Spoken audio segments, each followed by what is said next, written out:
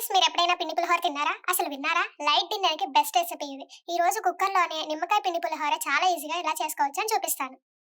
Cooker పెట్టుకుని 2 గ్లాసులు బియ్యం రవ్వకి 5 గ్లాసులు వాటర్ వేసుకోవాలి కొట్టేసి. ఈ వాటర్ హై ఫ్లేమ్‌లో పెట్టి మరగనివ్వాలి.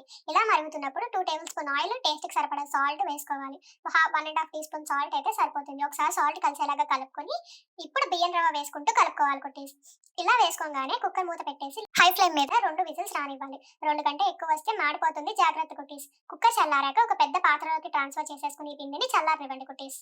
ఇప్పుడు పోపు పెట్టుకోవాలి కుటీస్. ఒక పాన్ పెట్టుకుని 2 టేబుల్ స్పూన్ ఆయిల్ వేసుకోండి. ఆయిల్ హీట్ అయ్యాక 1 టీ స్పూన్ ఆవాలు, 1 టీ స్పూన్ జీరా, 1 టేబుల్ స్పూన్ మినపప్పు, 1 టేబుల్ స్పూన్ శనగపప్పు, 6-8 ఎండుమిర్చీలు, కొన్ని కరివేపాకు, 2 టేబుల్ స్పూన్ జీడిపప్పు, 2 టేబుల్ స్పూన్ పల్లీలు వేసుకోవాలి కుటీస్. ఈ జీడిపప్పు గోల్డెన్ బ్రౌన్ వచ్చే వరకు వేపుకోవాలి కుటీస్.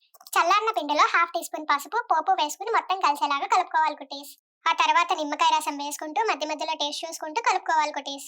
అంతే, ఈజీ టేస్టీ క్విక్ డిన్నర్ నిమ్మకాయ పిండి పులిహోర రెడీ. దీంతో దోసకి పచ్చడి వేసుకుని తింటే ఆహా ఓహో అనాల్సిందే తిన్నవారందరూ కుటీస్. ఈ పులిహోర నచ్చితే ట్రై చేసి ఎలా వచ్చింది అని కామెంట్ సెక్షన్ లో చెప్పండి కుటీస్. అలాగే నేను దోసకి పచ్చడి చేసా, మన ఛానల్లో ఉంది, చూడండి వారు చూడండి. Thank you for watching cuties. Bye.